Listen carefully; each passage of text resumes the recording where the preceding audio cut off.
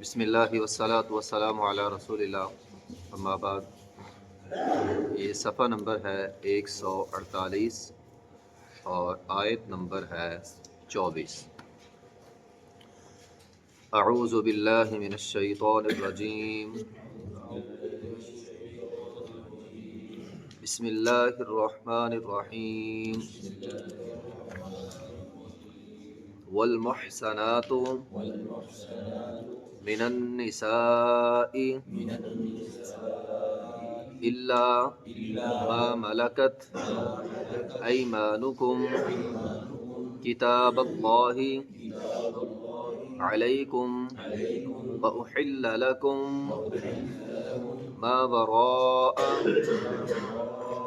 ذلكم أن تبتغوا بأموالكم محسنين غير مسافحين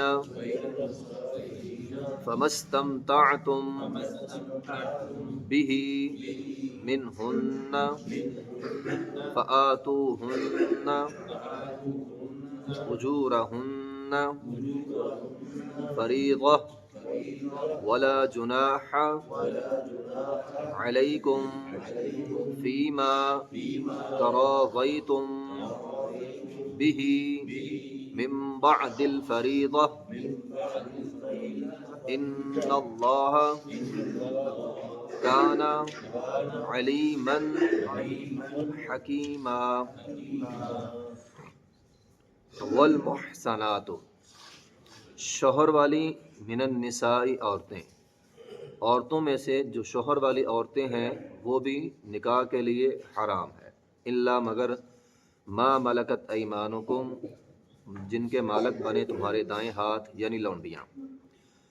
کتاب اللہ علیکم، یہ اللہ تعالیٰ نے تم پر فرض کر دیا ہے، وَأُحِلَّ لَكُمْ، اور حلال ہے تمہارے لیے، ما وراء ذالکم، ان مذکورہ رشتوں کے علاوہ تمام تمہارے لیے حلال ہیں۔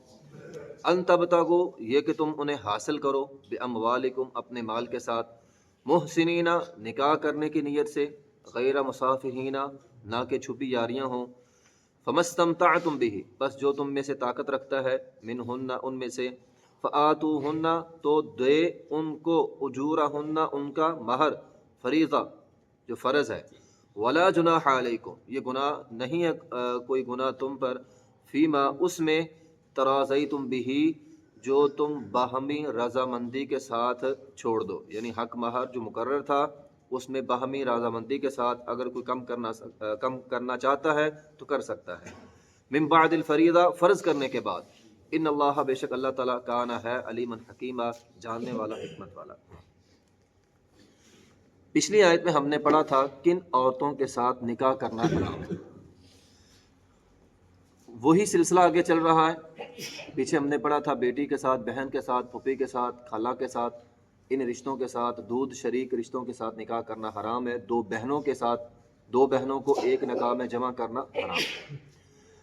یہاں پہ فرمایا والمحصنات، شوہر والی عورت جس کا نکاح ہو چکا ہے۔ ایک عورت کا اگر نکاح ہو چکا ہے، اس نکاح کے اوپر نکاح نہیں ہو سکتا، اس نکاح کے اوپر کسی اور کے ساتھ اس کا نکاح کرنا وہ حرام ہے۔ الا ما ملکت ایمانکم، یہ الا ما ملکت ایمانکم بولتے ہیں لونڈیوں پر، قیدی عورتوں پہ۔ جنگ ہو، جنگ کے اندر جو قیدی بن جائیں عورتیں، ان کو لونڈیاں کہتے ہیں، اور یہ ان کے لیے لفظ استعمال ہوتا ہے۔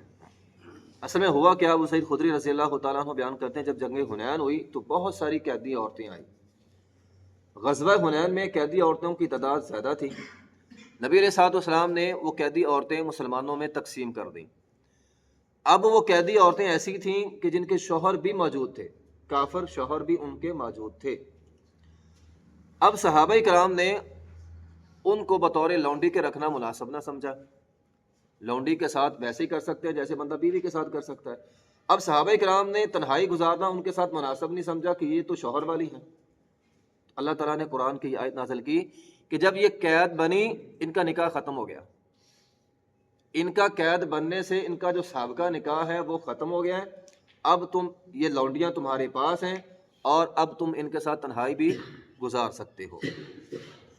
اللہ یہ کہ جو قیدی عورت ہوتی ہے اس کا عربی کے اندر بولتے ہیں استبرائے رحم، اس کا رحم صاف ہو، اس کے لیے ضروری ہے کم از کم یا تو ایک حیض اسے آ جائے، یا اگر پیٹ کے اندر بچہ ہے تو وضع حمل ہو جائے، یا کم از کم ایک حیض آ چکا ہو۔ اس کے بعد آج کل چونکہ لونڈیاں ہے ہی نہیں، اس لیے یہ مسئلہ پیش ہی نہیں آتا۔ بہرحال اگر لونڈی ہو تو اس کے ساتھ اگر وہ شوہر والی بھی ہے تو اس کا قید بننے سے اس کا نکاح جو ہے وہ ٹوٹ جائے گا۔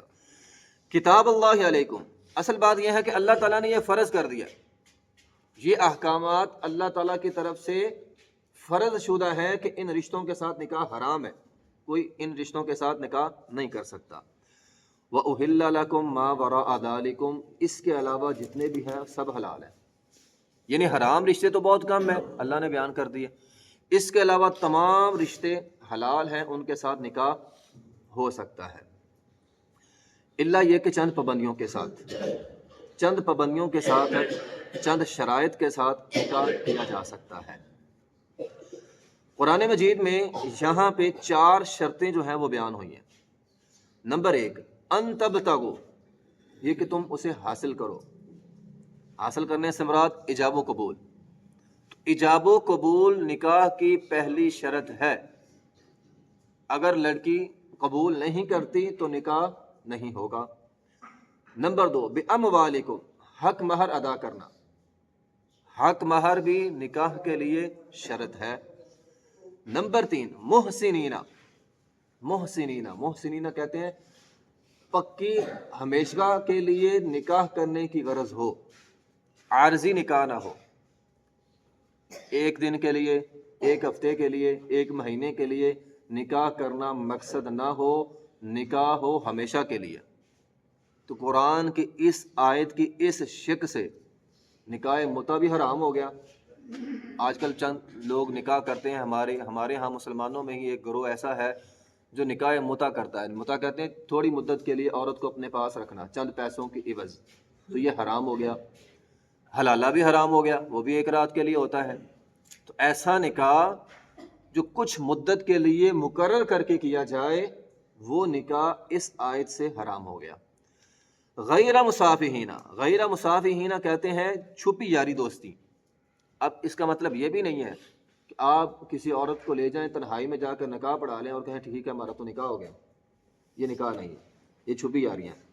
نکاح کا مطلب الاعلانیہ ہو، ولی کی اجازت سے ہو اور اس کا اعلان ہو۔ نبی علیہ الصلوۃ والسلام کی حدیث ہے، آپ علیہ الصلوۃ والسلام فرمایا کرتے تھے نکاح کا اعلان کرو، مجمع کو پتہ ہو، مجمع اکٹھا ہو، مجمع کو پتہ ہو ان کا نکاح ہوا ہے۔ تو یہ 4 شرائط ہوں تو نکاح جو ہے وہ ہوتا ہے۔ اچھا، غیر مصافحین کے اندر ایک اور بڑی اہم بات ہے، وہ ہے نکاح کا مقصد اللہ تعالیٰ نے قرآن کی اس آیت میں بیان کیا۔ نکاح کا مقصد ہے بے حیائی کی روک تھام۔ اصل جو نکاح کا مقصد ہے قرآن کہتا ہے بے حیائی کی روک تھام کے لیے نکاح کرو۔ اس سے ہمیں پتہ یہ چلا کہ نکاح کرنا چاہیے، نکاح انبیاء کرام کی سنت ہے، اور بلکہ قرآن کی اگر آیت پڑھیں تو قرآن کہتا ہے وَلَقَدْ أَرْسَلْنَا رُسُلًا مِّن قَبْلِكَ وَجَعَلْنَا لَهُمْ أَزْوَاجًا وَذُرِّيَّةً، ہر نبی کی زوجہ تھی، یعنی ہر نبی کی شادی ہوئی ہے۔ بعض اوقات لوگ شادی نہ کرنے کو شاید کوئی تقویٰ سمجھ لیتے ہیں، یا کوئی بہت بڑی دیندار، ہم تو بہت بڑے دیندار ہیں، ہم نے تو اپنے آپ کو دین کے لیے وقف کر دیا ہے، ہم کو ریاضت کر رہے ہیں، ہم نکاح نہیں کر سکتے۔ تو نکاح نہ کرنا یہ جرم ہے، اور نکاح کرنا یہ انبیاء کرام کی سنت ہے۔ نبی علیہ الصلوۃ والسلام نے فرمایا بے حیائی سے 2 چیزیں انسان کو بچا سکتی ہیں، یا تو نکاح ہے یا روزہ ہے۔ اگر تم چاہتے ہو بے حیائی سے بچ جاؤ تو نکاح کر لو۔ اگر کوئی بندہ نکاح کرنے کی طاقت نہیں رکھتا تو فرمایا روزہ رکھ لے۔ تو ہمارے ہاں لوگ روزہ تو رکھتے نہیں ہیں، تو پھر اپنے بچوں کا نکاح بندے کو جلدی کرنا چاہیے۔ نبی علیہ الصلوۃ والسلام نے فرمایا النکاح من سنتی فمن لم یعمل بسنتی فلیس منی، یہ میری سنت ہے۔ نکاح کرنا فرمایا میری سنت ہے، جو یہ نہیں کرے گا گویا اس نے میری سنت پر عمل نہیں کیا۔ محترم بھائیو، ہمارا یہ جو معاشرہ ہے نا اس وقت، اس معاشرے کا سب سے بڑا مسئلہ یا اس معاشرے میں پھیلنے والی بے حیائی کا سب سے بڑا مسئلہ نکاح جلدی نہ کرنا ہے۔ اور یہ بات سمجھ لیں، اگر ہم اپنے بچوں کا نکاح جلدی نہیں کریں گے، وہ بچے بدکاری کا شکار ہو جائیں، بے حیائی کا شکار ہو جائیں، زنا کا شکار ہو جائیں، جتنا گناہ ان کو ملے گا اتنا ہی گناہ والدین کو ملے گا، کیونکہ والدین نکاح نہیں کر رہے۔ تو نکاح نہ کرنے کی وجہ سے اگر اولاد بے حیا ہوتی ہے تو جرم کے اندر والدین برابر کے شریک ہیں۔